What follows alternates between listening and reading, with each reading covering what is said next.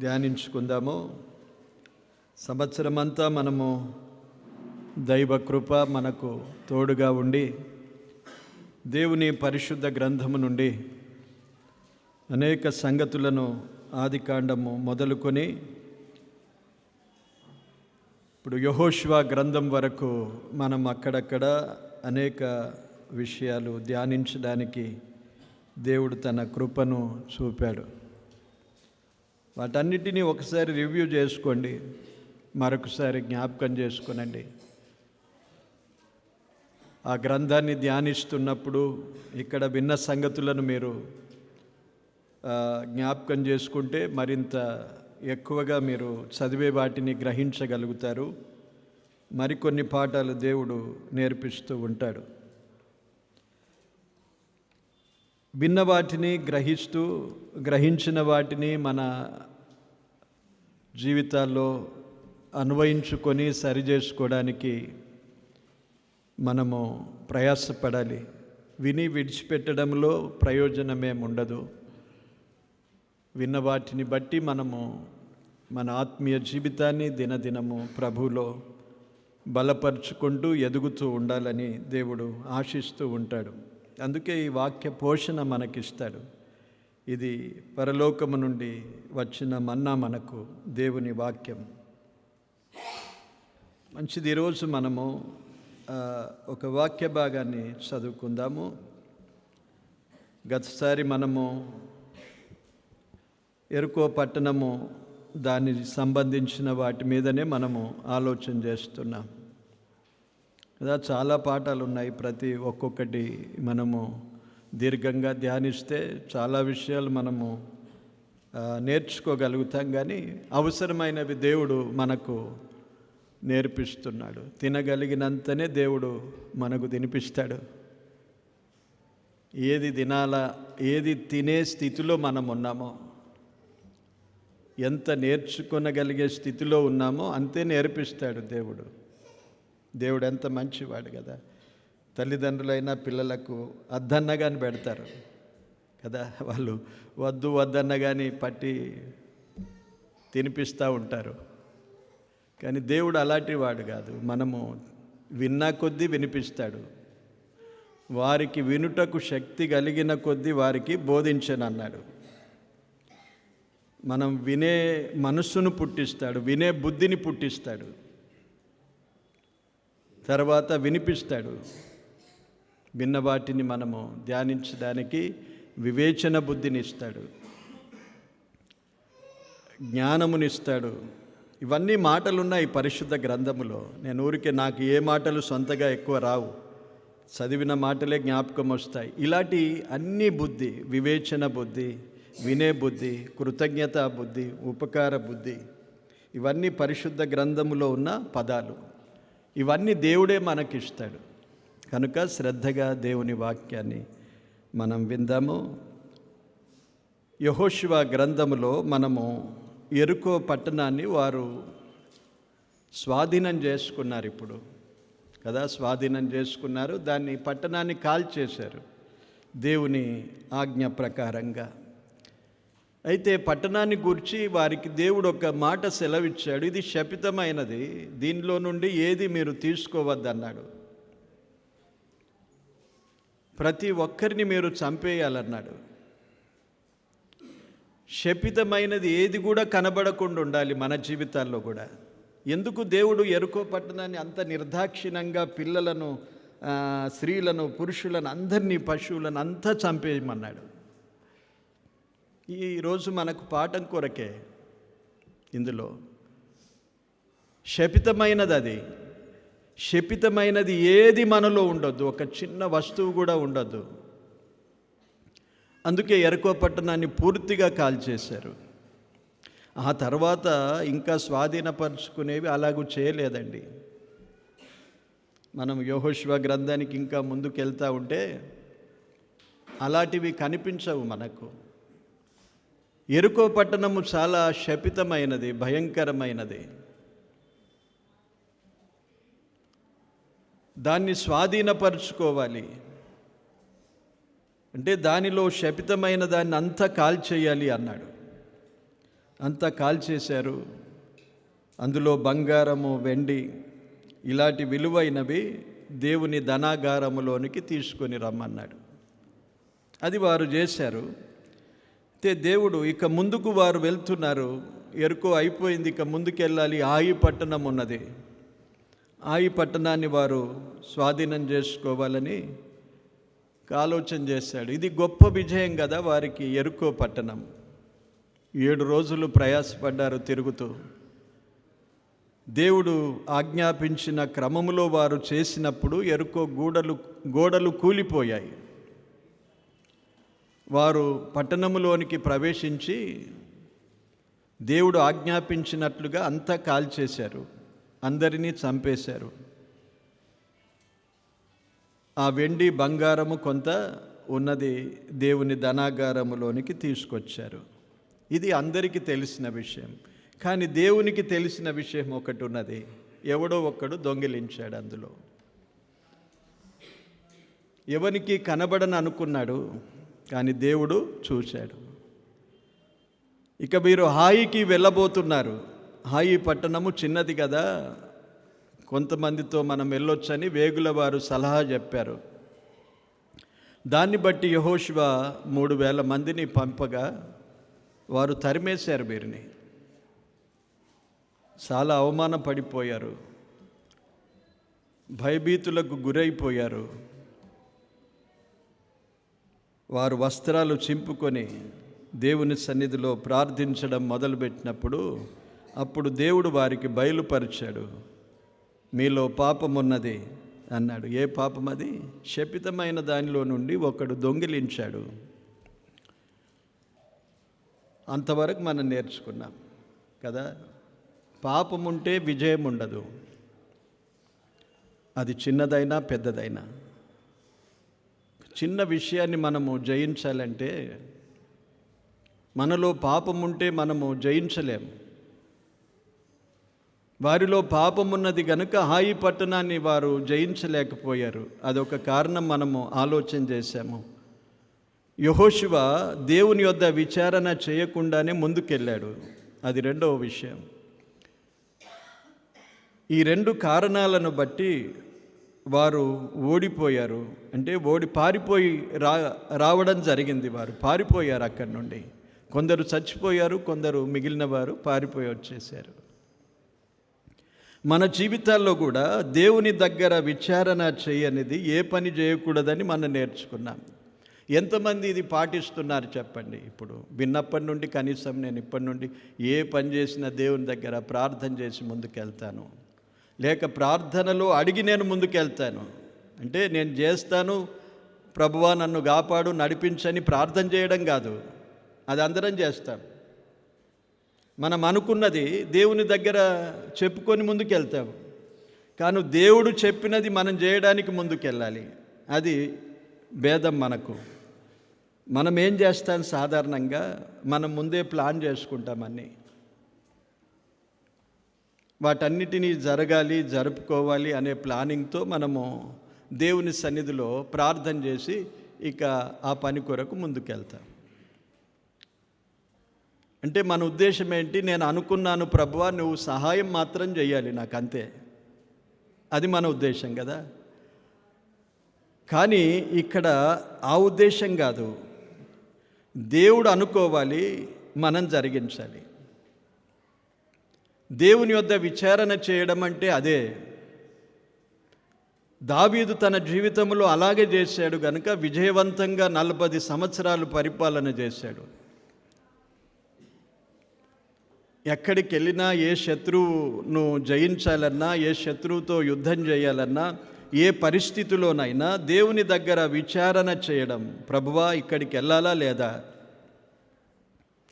మన జీవితాల్లో అనేక పరిస్థితులు, అనేక సంఘటనలు సంభవిస్తాయి. ఎన్నో పనులు మనం కలిగి ఉంటాం, ఎన్నో బాధ్యతలు కలిగి ఉంటాం, ఎన్నో భారాలు మనకున్నాయి.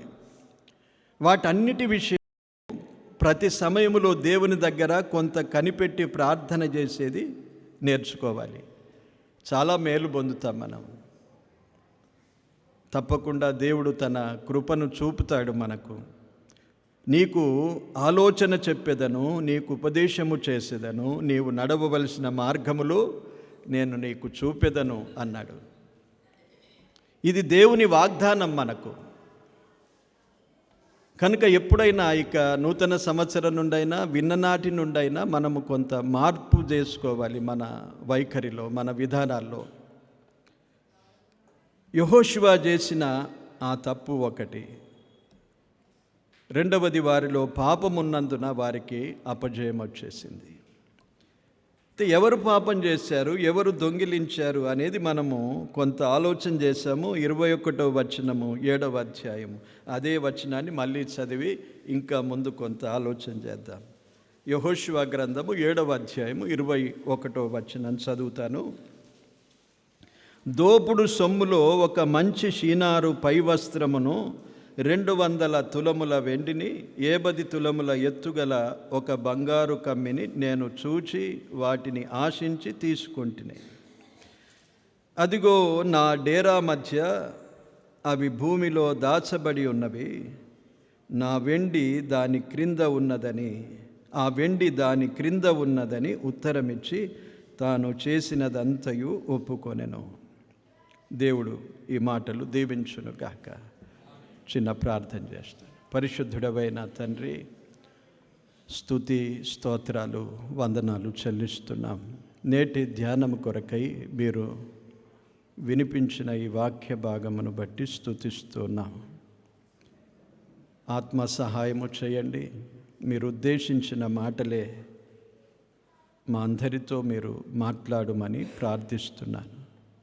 నిలిచిన నన్ను మీ నోటికి బూరగా మాత్రమే వాడుకోమని, ఘనత మహిమ ప్రభావములు మీకే చెల్లిస్తూ యేసుక్రీస్తు నామమున కృతజ్ఞతతో ప్రార్థించి వేడుకుంటున్నాము తండ్రి.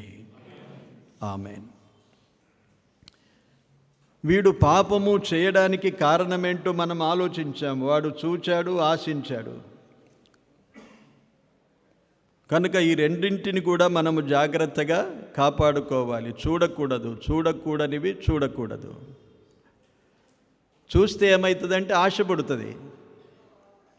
ఆశ ఎక్కడికి తీసుకెళ్తుంది? దురాశలోనికి తీసుకెళ్తుంది. దురాశ ఏం చేస్తుంది? గర్భము ధరిస్తుంది. దేనికంటది? పాపమును. ఆ పాపము పరిపక్వమై మరణమును కంటది. ఇలాగూ దాని కాన్సిక్వెన్సెస్ ఇలాగూ జరుగుతాయి. అందుకే చూడడమే మానుకోవాలి మనం. చూడకుంటే ఇక ముందేం జరగదు. వాడు చూచాడు కాబట్టి ఆశించాడు కాబట్టి పాపం చేశాడు. వాడు చేసిన పాపం వాని కుటుంబానికి నష్టం, సమాజానికి నష్టం. ఇది ఈరోజు కూడా అదే సూత్రం అండి. ఏం మారలేదు పాపం విషయం. ఆనాడు పాపం చేసిందే ఏలుతూ వస్తూ ఉన్నది. కనుక మనం చేసే పాపమును బట్టి, మనం చేసే తప్పిదాలను బట్టి మనం మాత్రమే కాదు, మన కుటుంబం కూడా నష్టపోతుంది. మన కుటుంబానికే కాదు, తర్వాత సమాజం అంతటికీ నష్టం కలుగుతుంది. ఇప్పుడు సర్వ సమాజము ఓటమి చేత దుఃఖపడుతూ ఉన్నారు. వీడేం చేశాడు? తీసుకున్నాడు, పర్వాలేదు అనుకుందాం ఒక మాట. దాన్ని ఏం చేశాడు? దాచేశాడు. ఇప్పుడు మరొక తప్పే, దాచేశాడు. ఎక్కడ దాచుకున్నాడు? భూమిలో దాచుకున్నాడు.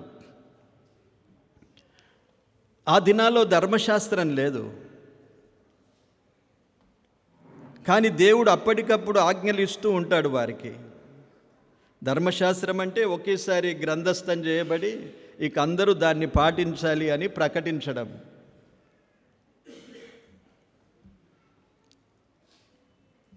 అది సారిసారికి ప్రకటించడం జరగలేదు. మోషే ధర్మశాస్త్రం ఇచ్చాడు. ఇప్పుడు వారు ఎక్కడున్నారు? యుద్ధభూమిలో ఉన్నారు. ఇప్పుడు స్వాధీనపరుచుకునే స్థితిలో వారు ఉన్నారు. అయితే ధర్మశాస్త్రము దేవుడు సీనాయి పర్వతం మీద వారికి ఇచ్చిన స్వాధీనపరుచుకునే విషయంలో ప్రత్యేకమైన ఒక ఆజ్ఞ ఇచ్చాడు. శపితమైన దాన్ని తీసుకోవద్దు. తీసుకున్నవాన్ని ఏం చేయాలి అనే విషయాన్ని తేటపరచలేదు. అందుకే వారు కనిపెట్టారు వాని గురించి, ఏం చేయాలి ప్రభు అని. కనుక వానికి మరణశిక్ష విధించబడింది. వీడు చేసిన విషయాన్ని మనం ఇప్పుడు ఆలోచన చేద్దాము. వాడు తీసుకున్న దాన్ని దాచుకున్నాడు. ఎక్కడ దాచుకున్నాడు? భూమిలో దాచుకున్నాడు. భూమిలో దాచుకుంటే ఎవరికి కనిపించదు అనుకున్నాడు కదా. దాచుకోవడం కారణం ఏంటి? ఎవరు చూడొద్దు అనేది ఉద్దేశం మనకు. దాచుకోవడం, దాగుకోవడం, ఈ రెండు చాలా భయంకరమైన విషయాలే. ఎప్పుడు సంభవిస్తుంది దాక్కోవడం? దాక్కోవడం కూడా తప్పు చేసినప్పుడే దాక్కుంటాం మనం. ఎవరికి కనిపించదు, ఎదురుగా ఎవరు వస్తున్నారు, దూరం నుండి కనిపెట్టి పక్కకు వారికి కనిపించకుండా దాక్కుంటాం. ఎప్పుడు దాచుకుంటాము? ఎవరికి ఇష్టము కానివి లేకుంటే, సాధారణంగా చేయకూడనివి ఏవైనా చేస్తే వాటిని దాచిపెడతాం. ఇలాగూ జరుగుతూ ఉండగా వీడు దాచుకుంటున్నాడు. ఎవరు చూడలేదు, యెహోషువకు కనిపించలేదు, సమాజానికి కూడా తెలియదు. అందరు ఏమనుకుంటాను, కాల్ చేశాము, ధనాగారములో ఇవన్నీ పెట్టేశాం, బాగా అయిపోయింది అని ఎంత సంబరాలు వారు జరుపుకున్నారో, జయోత్సవాలు చేసి ఉంటారు. కానీ చూచినదెవరు? దాచుకున్నప్పుడు చూచిందెవరు? దేవుడు చూశాడు. ఇలా చూడండి, ఈరోజు కూడా అదే జరుగుతుంది. సామెతల గ్రంథము, భూమిలో పెట్టిన నీవు ఎక్కడ దాక్కున్నా. సామెతల గ్రంథము 15వ అధ్యాయంలో ఒక వాక్యాన్ని మనం ఎప్పుడూ జ్ఞాపకం ఉంచుకోవాలి. 15వ అధ్యాయము 11వ వచనం చదువుకుందాం. పాతాళమును అగాధ కూపమును యెహోవాకు కనబడుచున్నవి అన్నాడు. నరుల హృదయములు మరి తేటగా ఆయనకు కనబడును గదా. ఎక్కడ దాచుకున్నా పాతాళము కనిపిస్తున్నది, అగాధ కూపము కూడా దేవునికి కనిపిస్తున్నది అన్నాడు. అలాగే నరుని హృదయాన్ని కూడా దేవుడు చూచుచూ ఉన్నాడు. ఇప్పుడు మనకు ఒకరి హృదయాలు ఒకరికి తెలియవు, ఒకరి మనసులో ఏమున్నదో మనం ఇప్పుడు గ్రహించలేము. కానీ దేవుడు అన్నీ ఎరుగుతూ ఉన్నాడు. అందరి హృదయములను ఎరిగినవాడు అని యోహాను సువార్త 2వ అధ్యాయంలో కూడా రాశాడు. ఆయన పైరూపమును లక్ష్యపెట్టని వాడు, ఆయన హృదయాన్ని లక్ష్యపెట్టువాడు అని వ్రాయబడింది సమూయేలు గ్రంథములో. ఇలాగుండగా దేవునికి వేరుగా మనం ఏమి దాచుకోగలుగుతాం ఈ రోజుల్లో? నీ తలంపులు కూడా, తలంపు నీ మనసుకు రాకముందే నేను ఎరుగుదును అన్నాడు 139వ కీర్తనలో. ఇలాగుండగా ఇంకా మనము దాచుకోవడానికి ఎక్కడ స్కోప్ ఉన్నది చూడండి, అవకాశం ఎక్కడున్నది? ఒకవేళ మనుషులకు దాచుకోవచ్చు నీవు, కానీ దేవుని దృష్టిలో మనము దాచుకోలేము అనే విషయాన్ని చాలా గట్టిగా నమ్మండి, ఎరగండి. ఆయనకు అంతా స్పష్టముగా కనిపిస్తే, అగ్ని జ్వాలల వంటి కన్నులు గలవాడు అన్నాడు. ఆయన స్వరూపమును ప్రకటన గ్రంథములో వర్ణించాడు. ఆయన అగ్ని జ్వాలల వంటి కన్నులు గలవాడు.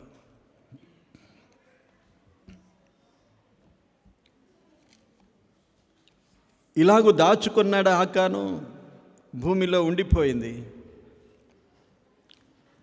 ఎవరికి తెలియలేదు.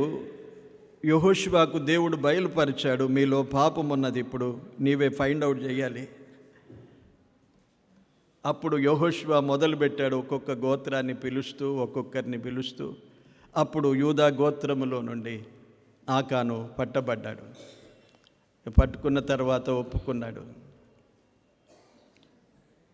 దేవుని వాక్యము మనకి ఈ రోజుల్లో ఒక అవకాశం ఇచ్చింది. ఆ రోజు ఆకానుకు అవకాశం లేదు, ఒప్పుకున్నాడు కానీ అవకాశం లేదు, చచ్చిపోయాడు. ఈరోజు మనకు అవకాశం ఉన్నది. సామెతల గ్రంథం 28వ అధ్యాయంలో చూడండి.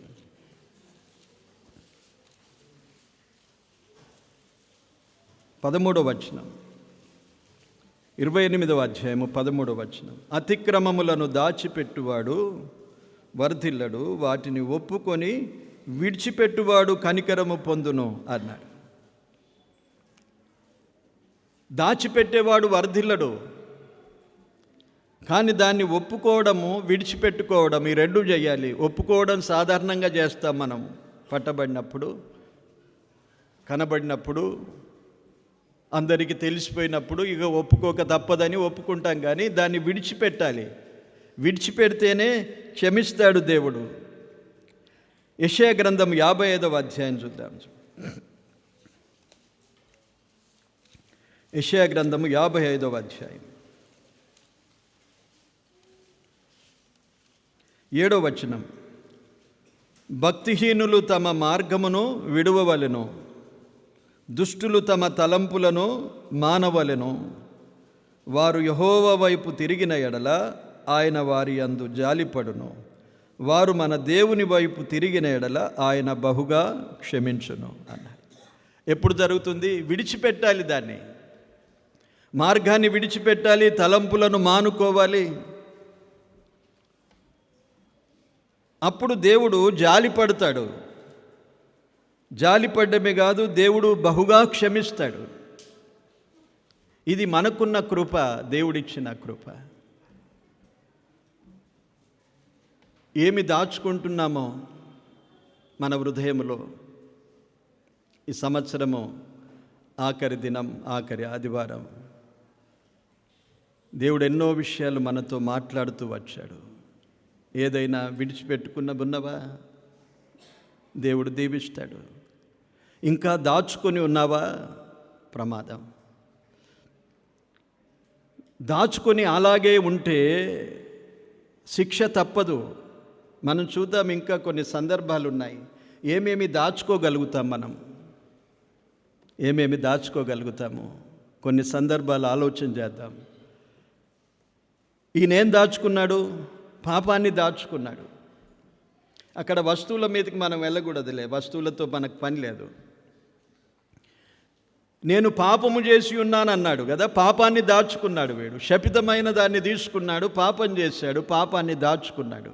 ఆజ్ఞ అతిక్రమమే పాపం అనేది మనకు తెలుసు.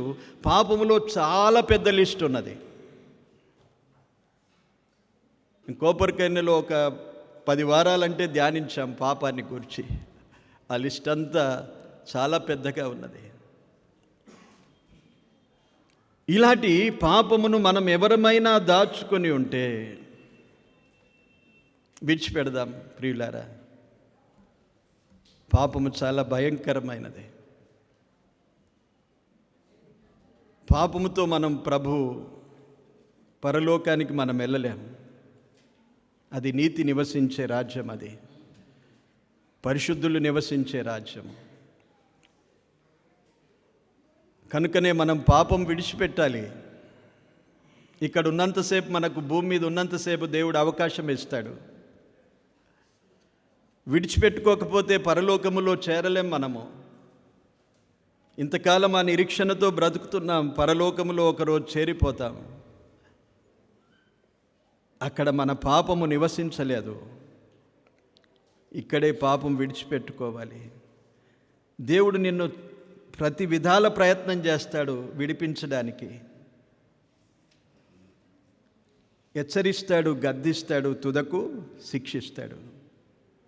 ఎందుకు శిక్షిస్తాడు, ఎందుకు హెచ్చరిస్తాడు, ఎందుకు గద్దిస్తాడంటే ఈ పాపముతో నీవు ఆయనతో ఉండలేవు కనుక నిన్ను హెచ్చరించి విడిచిపెట్టమంటాడు.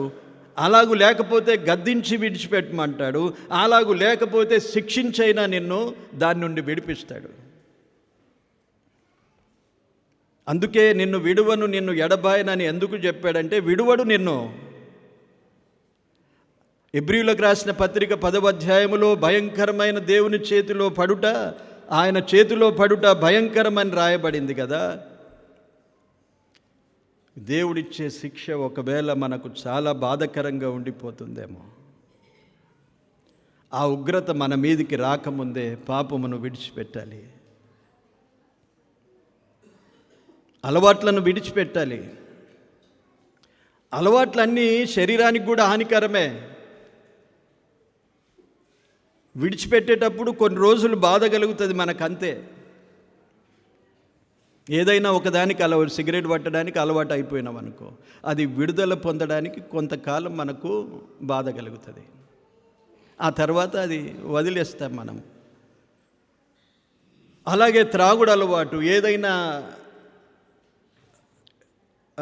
తంబాకులు తింటారు కదా, ఆ నశ వస్తువే అది. ప్రభుత్వం కూడా మనకు హెచ్చరిస్తారు తినకూడదని. దానివలన భయంకరమైన వ్యాధులు వస్తాయి. ఇలాగెన్నో అలవాట్లు మన శరీరానికి హాని కలిగించేవి కూడా అపవిత్రమైనవి. మన హృదయమే దేవునికి ఆలయము కాదు, మన దేహం కూడా ఆయనకు ఆలయం అన్నాడు కొరింథీయులకు రాసిన పత్రికలో. తెలుసా వాక్యం? తెలుసా? మన దేహం కూడా, మన హృదయం కూడా దేవునికి ఆలయమే. అంటే దేహం అంటే శరీరం కూడా ఆయనకు ఆలయంగా మార్చుకున్నాడు. కనుక ఈ పరిశుద్ధత మనము కాపాడుకోవాలి, అప్పుడే ఆయన నివసిస్తాడు. యెరూషలేమును కూడా విడిచిపెట్టి అన్యులకు అప్పగించాడు. ఎందుకంటే పరిశుద్ధత పోగొట్టుకున్నారు యెరూషలేముది. తెలుసా మీకు? రాజుల గ్రంథం చదువుతున్నారా? మనష్షే రాజు ఏం చేశాడంటే ఆ మందిరములోనే విగ్రహాన్ని తెచ్చి పెట్టేశాడు. ఈ మనష్షే రాజు ఎవరంటే హిజ్కియా కొడుకే.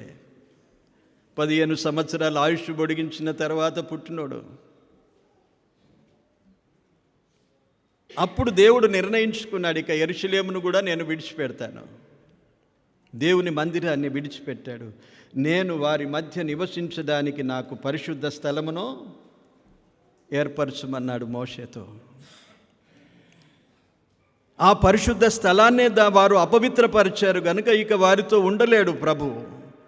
కనుక యెరూషలేమును అన్యరాజుకు అప్పగించాడు. నెబుకద్నెజరు వచ్చి యెరూషలేమును కూల్చేశాడు, కాల్చేశాడు. ఈ మన దేహాన్ని మనం అపవిత్రపరుచుకుంటే, మన హృదయాన్ని అపవిత్రపరుచుకుంటే ఎలా ఉంటాడు పరిశుద్ధాత్ముడు? పేరే పరిశుద్ధాత్ముడు. ఉట్టి ఆత్మ కాదు, ఆత్మ రావాలి, వట్టి ఆత్మ కాదు, అది పరిశుద్ధాత్మ.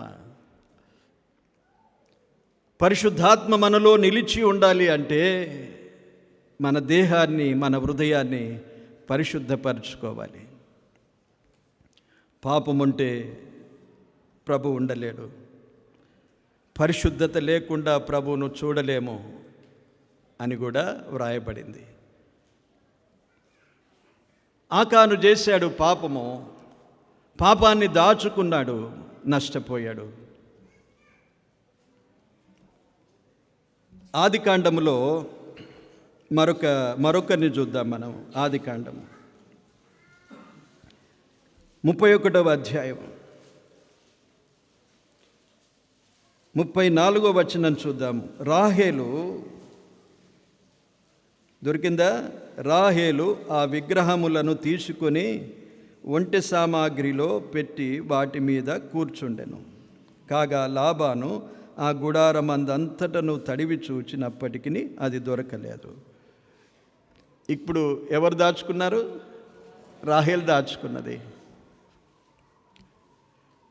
రాహేలు విగ్రహాలను దాచుకున్నది కదా.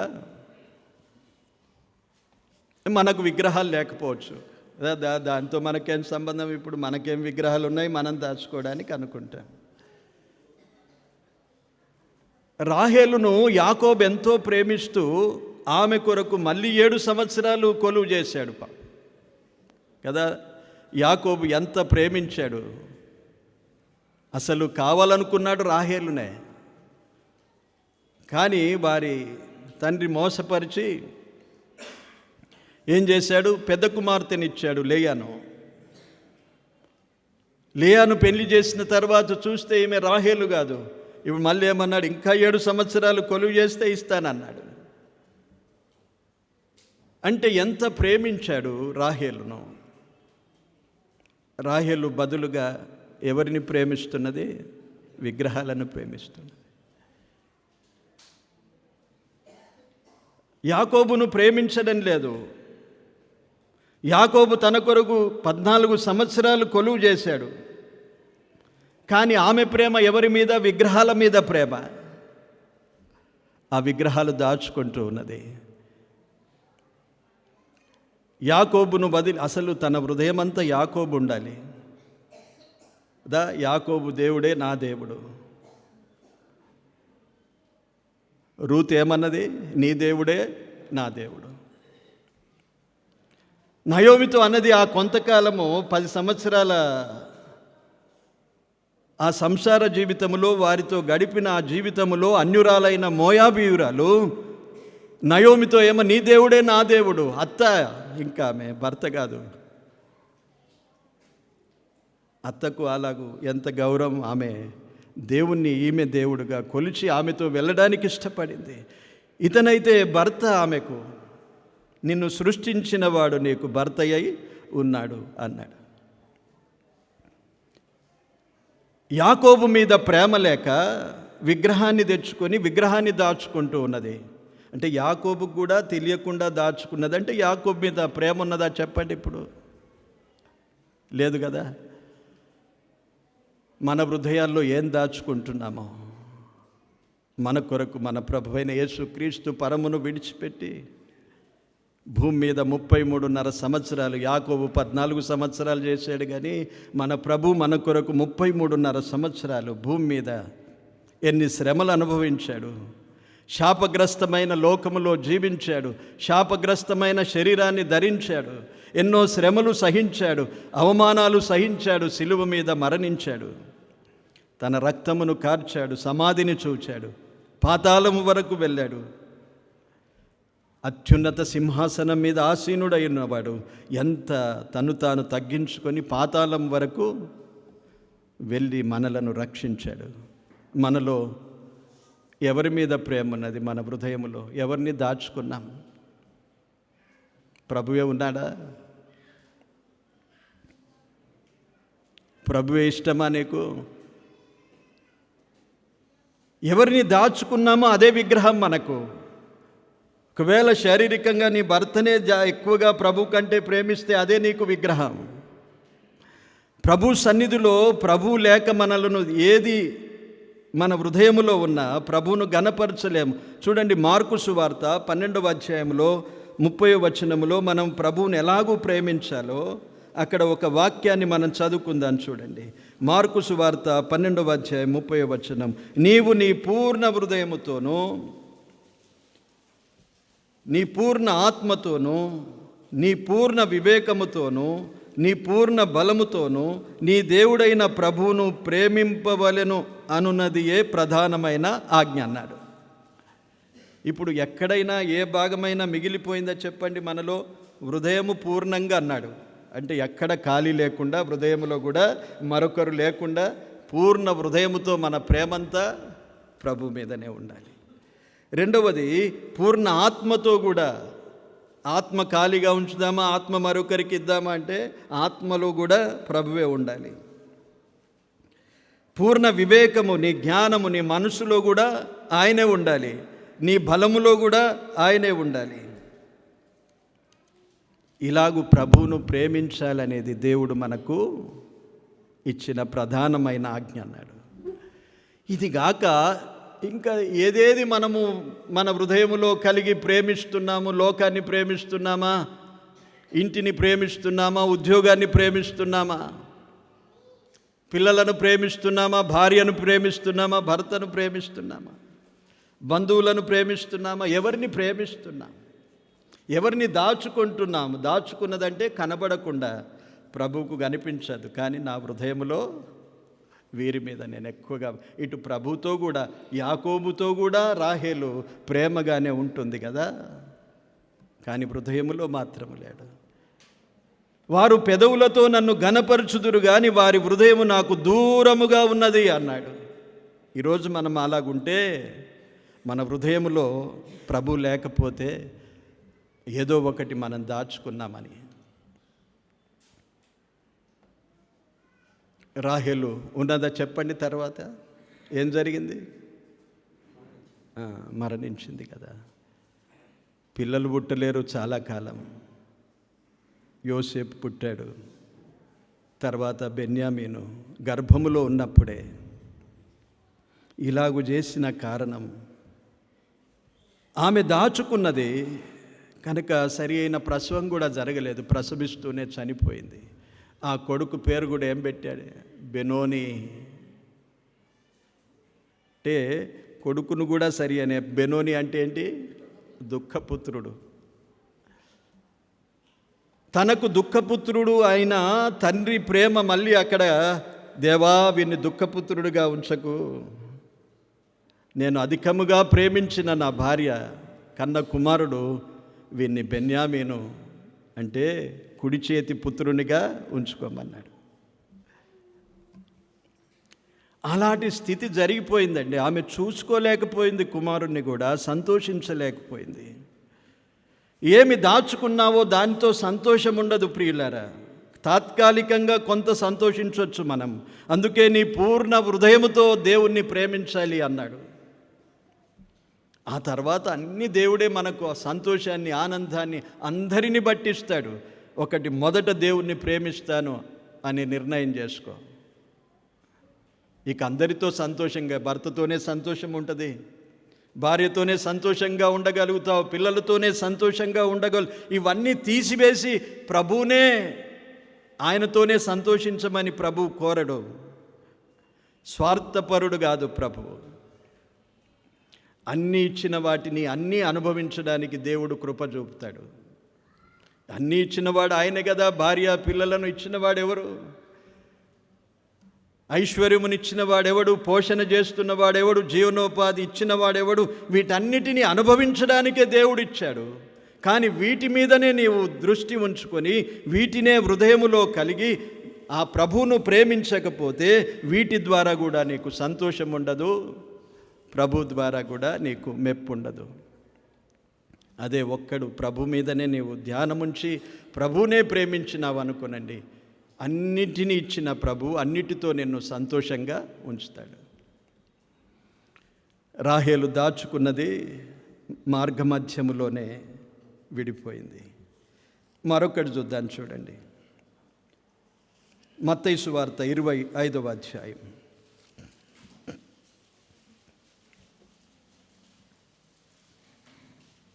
మత్తయి సువార్త 25వ అధ్యాయము 25వ వచనం. గనుక నేను భయపడి వెళ్ళి నీ తలాంతును భూమిలో దాచిపెట్టి తిని, ఇదిగో నీది నీవు తీసుకొనుమని చెప్పాను. ఇక్కడ మరొకడు కనిపిస్తున్నాడు. వీడు కూడా ఏం చేశాడు? దాచిపెట్టాడు. దాచిపెట్టిన వారిని గురించి మనం ఆలోచన చేస్తున్నాం. వాడు పాపమును దాచిపెట్టాడు. రాహేలులో ఏం నేర్చుకున్నాము? ప్రభువును ప్రేమించక మన హృదయంలో మరొకరిని ఎవరిని ప్రేమించి దాచుకున్నా అది దేవునికి అయిష్టంగా ఉంటుంది. దాని ఫలితం రాహేలు అనుభవించినట్లుగానే అనుభవిస్తాం. భర్తతో సంతోషం లేదు, కుటుంబంతో సంతోషం లేదు, పిల్ల కొడుకు పుట్టినాడనే సంతోషం కూడా లేదు. ఏ సంతోషము చూడకుండా వెళ్ళిపోయింది. ఇప్పుడు మూడవ వాడు మనకు కనిపిస్తున్నాడు. వీడు తలాంతును దాచుకుంటున్నాడు. మనలో దేవుడు అనేకులకు తలాంతులు ఇచ్చాడు కదా. ఎఫెసీ పత్రికలో ప్రతివానికి ఇవ్వబడెను అని ఉన్నది. ప్రతివానికి ఇవ్వబడెను. ఒక్క తలాంతైనా ప్రతివానికి ఇచ్చాడు దేవుడు. వీడికి ఒక్కటి ఎందుకు ఇచ్చాడంటే వీడు నామినల్గా ఉన్నాడు. ఒకనికి 2 ఇచ్చాడు, ఒకనికి 5 ఇచ్చాడు కదా. వాని స్తోమతను బట్టి. వీనికి 1 ఇచ్చాడు అంటే నార్మల్గా 1 అందరికీ దేవుడు ఎవరికి ఏమి ఇవ్వకుండా ఉండలేడు. చూస్తే వీడు పనికిరానోడే. వీని తర్వాత మాటలతో కనిపిస్తుంది ఏంటి? వీడు పనికిరానోడే, అయినా వీనికి ఒక తలాంతు ఉన్నది. ఈరోజు మనం దేనికి పనికి రాకపోయినా మనకు ఒక తలాంతు దేవుడు ఇచ్చినాడని నమ్ముకోండి. దేవుని కృప, మనకు దేవుడిచ్చిన తలాంతు ఆయన కొరకు ఉపయోగించాలని దేవుడిస్తాడు. 5 ఇచ్చినవాడు 10 తీసుకొచ్చాడు, 2 ఇచ్చినవాడు 2 అంతలు చేసుకొని వచ్చాడు. వీనికి 1 ఇచ్చినా వాడు భూమిలో దాచిపెట్టాడు. దాచిపెట్టడానికి కారణం ఏంటో చెప్పండి. సమాధి, సోమరి ఏమంటున్నారు? సోమరి. అక్కడ ఒక మాట ఉన్నది చూడండి. ఆడే చెప్తున్నాడు ఎందుకు దాచిపెట్టాను, నేను భయపడ్డాను అంటున్నాడు. ఈరోజు భయపడి అందరూ తలాంతులను దాచిపెట్టుకుంటున్నారా లేదా? స్తుతులు చెల్లించలేకపోతారు. ఎందుకు? భయపడుతున్నారు కదా. భయమే కదా. స్తుతులు చెల్లించేది ఒక తలాంతే దేవునితో. బయట వెళ్ళి ఎన్నన్నా ఎంతసేపు అయినా అక్కడ అరే పనిరా పోదాం అన్నా కానీ బండ్లు తీయరు ఇప్పుడు బయటికి వెళ్ళిన తర్వాత. స్తుతులు చెల్లించమంటే ఎంతసేపు కనిపెట్టినా స్తుతులు చెల్లించరు. చిన్న విషయం ఇది. భయం కారణం ఏంటి? భయం ఎందుకు వస్తుందో చూడండి. కీర్తనలు 14వ అధ్యాయం.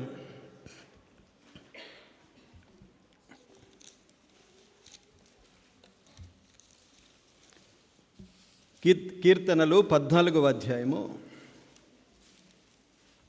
4వ వచనం చూద్దాం. ఆఖరి మాట, పాపము చేయువారు బహుగా భయపడుదురు అన్నాడు. ఎవరికి భయం కలుగుతుంది చెప్పండి? అందుకే మీరు చేయరు. నాకు అర్థమైపోతుంది. మీరు ఎంతబడినా మీరు చేయరు. ఎందుకంటే మీలో లేదది. ఏదో ఒక తప్పిదములో తప్పకుండా ఉన్నారు. మీ మనస్సాక్షి తేటగా లేదు. దేవుణ్ణి ఆరాధించడానికి మనస్సాక్షి చాలా తేటగా ఉండాలి. అప్పుడే తప్పకుండా దేవుడు ఆత్మ సహాయం చేస్తాడు. నీవు స్తుతులు చెల్లించకుండా ఉండలేవు. ప్రభువును స్తుతించకుండా ఉండలేం మనం.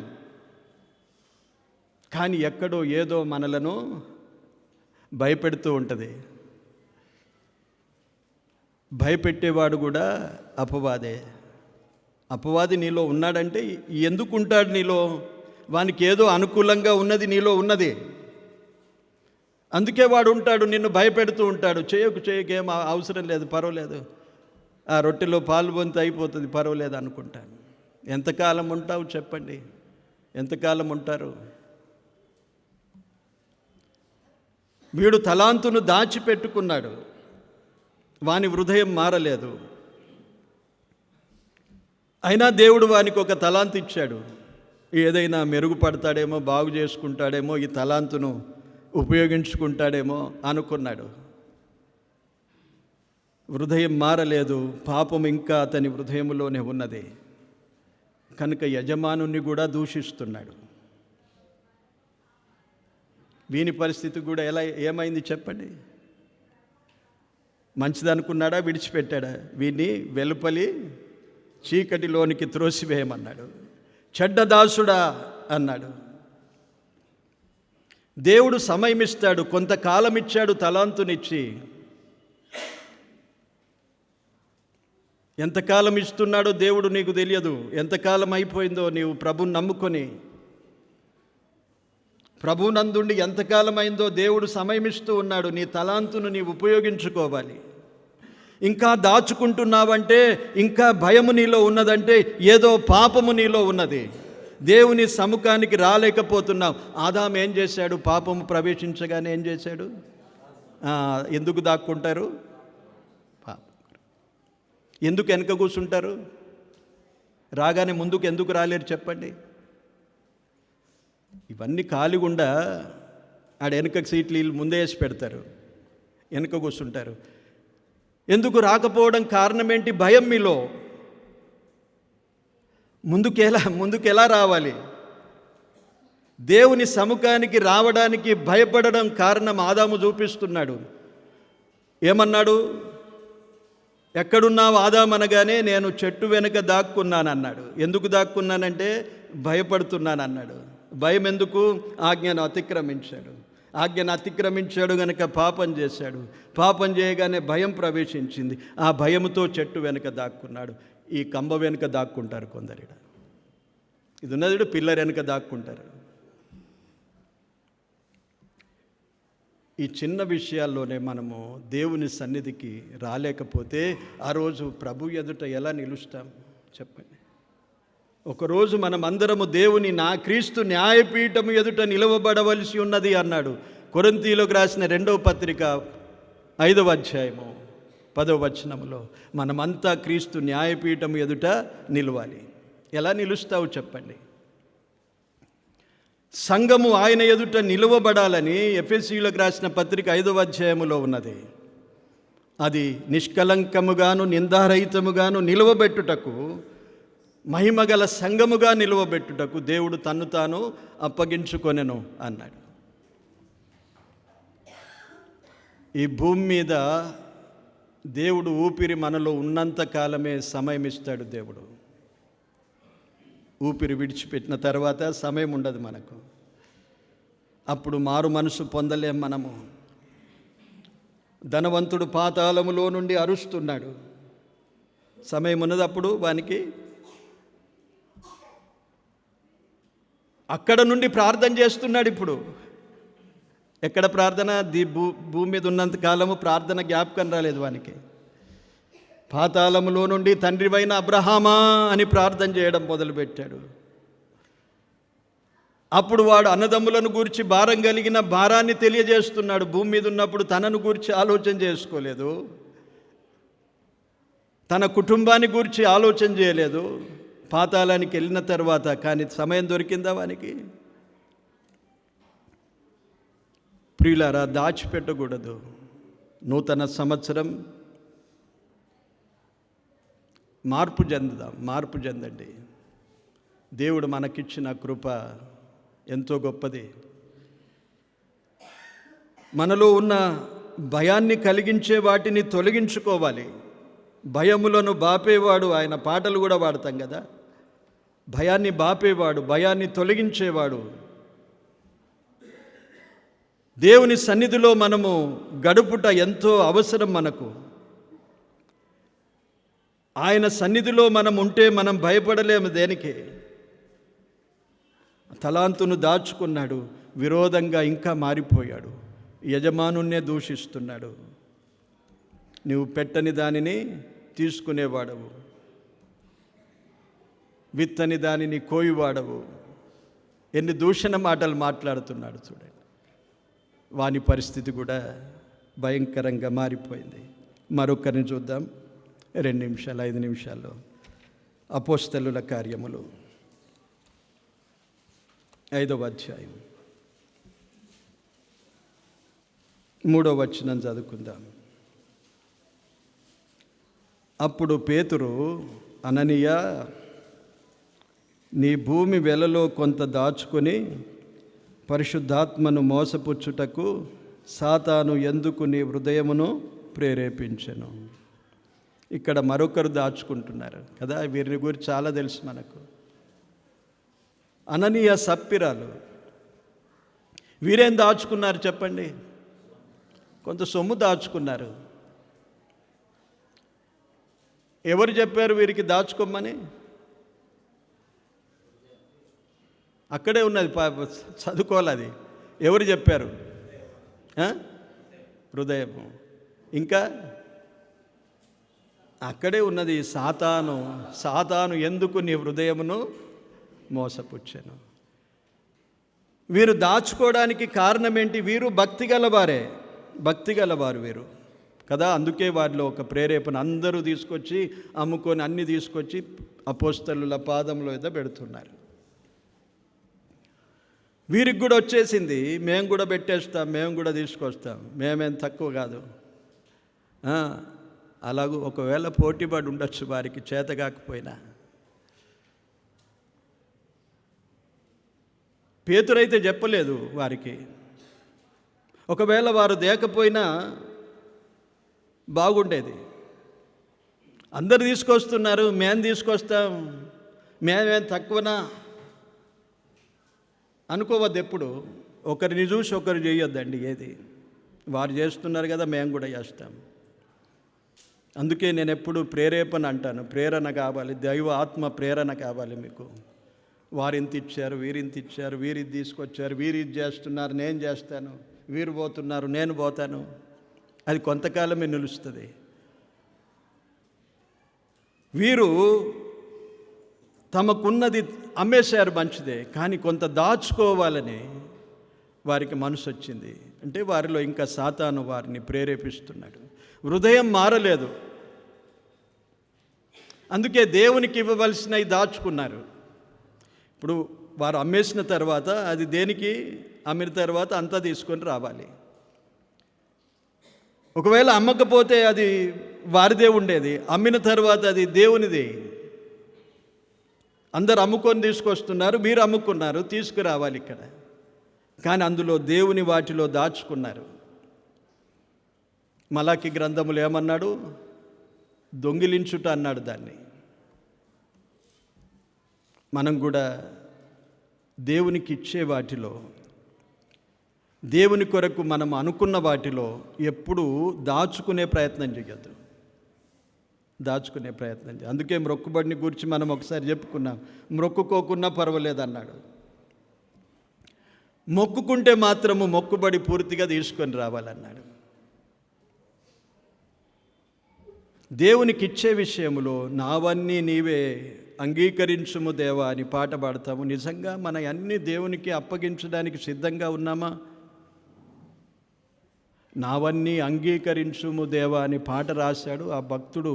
నిజంగా హృదయపూర్వకంగా తాను అప్పగించుకొని రాసి ఉండొచ్చు. ఆయన వాళ్ళంతా అనుభవంతో రాసిన వారు. అది ఈరోజు పనికిరాని మనం కూడా వాడుకుంటూ ఉంటాం. మనమైతే మనం అన్నీ అంగీకరించి ఆయనకి ఇవ్వలేము. ఆ భక్తుడు ఇచ్చినవాడు కనుకనే రాశాడు. మనం కూడా ఇవ్వడానికి దేవునికి వెనుకదీయద్దు. సాతానుడు మనలో ఉండడానికి సాతానుకు అపవాదికి చోటు ఇయ్యకుడి అన్నాడు. ఎఫెసీ పత్రికలో అపవాదికి చోటు ఇయ్యకుడి. వీరు భక్తి జీవితంలోనే ఎదుగుతున్నారు. వీరిని ఇలా ఆలోచన చేద్దాం. భక్తి జీవితంలోనే ఎదుగుతున్నారు, కానీ లోపల ఎవరున్నారు? అపవాది ఉన్నాడు. మనలో అపవాదికి చోటిచ్చేవారు జాగ్రత్తగా. ఏమైనా చేయగలడు వాడు కూడా. మనం ప్రభువుని గురించి ఏమైనా చేయగలవు, కథ మొత్తం మార్చగలవు. వాడు కూడా అంతే చేస్తాడు. ఏమైనా చేయగలుగుతాడు, మన కథ మొత్తం కూడా మార్చేస్తాడు వాడు. యోబు కథ అంతా మార్చేశాడా లేడా? కొంతసేపులో కథ మొత్తం మార్చేశాడు వాడు. ఒక్క దినములో అన్నీ పోగొట్టుకున్నాడు. యోబు సత్యవంతుడు, న్యాయవంతుడు గనుక నిలిచాడు ప్రభు కొరకు. కనుక అపవాదికి అందుకే చోటు ఇయ్యద్దు అన్నాడు. చోటు ఇయ్యద్దు. ఏం పర్వాలేదు అనుకోవద్దు. ఏ విషయంలో, ఏ చిన్న విషయంలో పర్వాలేదు అనుకుంటావా? జీవన్ ఒక కథ చెప్తుండే, నాకు జ్ఞాపకం లేదు. కొద్దిగా జ్ఞాపకం ఉన్నది, కానీ అంత రుచిగా ఉండదు. చాలా మంచి అనుభవంతో చెప్పాడు. ఎవడో ఇల్లు అమ్ముకొని అందులో ఒక మేకు మాత్రం ఉంచుకున్నాడట. ఇల్లంతా నీదే పర్వాలేదు, ఈ ఒక్క మేకు ఉంచు, నాది ఒక సిలుక్కోయి అంటాం కదా, అటువంటిది అది ఉంచుకోమన్నాడు. ఒక తురుకోడు వాడు. వీడు అమ్మినట్లే అమ్మాడు, పైసలు తీసుకున్నాడు. కానీ వాడు అనుకున్నాడు పర్వాలేదు, ఒక మేకు ఏం చేస్తాడు, ఇల్లంతా నాదే కదా అనుకున్నాడు, తీసుకునేవాడు. వీడేం చేశాడట, రోజు వీడు తురుకోడు కదా, అన్నీ అపవిత్ర మాంసము అది ఇది కట్ చేసుకుంటే రోజు పెట్టడం ప్రారంభించాడు. అరే ఇక్కడ ఎందుకు పెడుతున్నారు, ఇది అగ్రిమెంట్లోనే ఉన్నది కదా నాదే అని కదా. ఆఖరికి వీడు ఇల్లు ఇడిచిపెట్టి వెళ్ళవలసి వచ్చింది.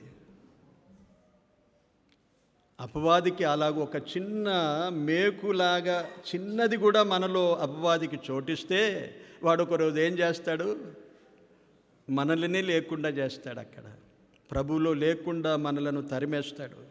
జాగ్రత్తగా ప్రియులారా. అననీయ సప్పీరాలు అందుకే మోసపోయారు. వారిలో అపవాదికి చోటున్నది. ఆలోచనలు మంచివే, ప్రభుకి ఇయ్యాలనేది ఆలోచన మంచిదే. కానీ అపవాది చోటున్నది కనుక వారిని ఏం చేశాడు, కొంత దాచుకోండి అని చెప్పాడు. వారిని కొంత దాచుకోండి. వారు కూడా అవును అనుకున్నారు. పోన్లే, ఎవరు చూస్తారు, పేతురుకు తెలుస్తుందా అనుకున్నారు. కానీ వృధా రహస్యములను ఎరిగినవాడు పేతురుకు తెలిసిపోయింది, బయలుపరిచాడు. ఇలాంటి దాచుకోవడంలో ఉన్న ప్రమాదం ఏంటో మనం ఆలోచన చేశాము. పాపాన్ని దాచుకున్నవారు, విగ్రహాన్ని దాచుకున్నవారు, తలాంతును దాచుకున్నవారు, దేవుని సొమ్మును దాచుకున్నవారు ఎలా నష్టపోయారో. దాచుకోవడంలో నష్టమే ఉన్నది, కానీ ఆశీర్వాదం ఉండదు. ఈ నష్టాన్ని ఈ సంవత్సరముతో విడిచిపెడదాం, ముగించుకుందాం. ఒక నూతనమైన ఆశీర్వాదములతో ముందుకెళ్ళాలంటే ఏవేవి దాచుకున్నారో అన్నీ తీసి పడేయండి. మరో సంవత్సరం వచ్చే లోపుగా 4 రోజులు ఉన్నదా? 3 రోజులు ఉన్నది కదా, అవన్నీ తీసి పడేయాలి. ఆదికాండం 35వ అధ్యాయంలో బేతేలుకు రాకముందు దేవుడు ఏమన్నాడు?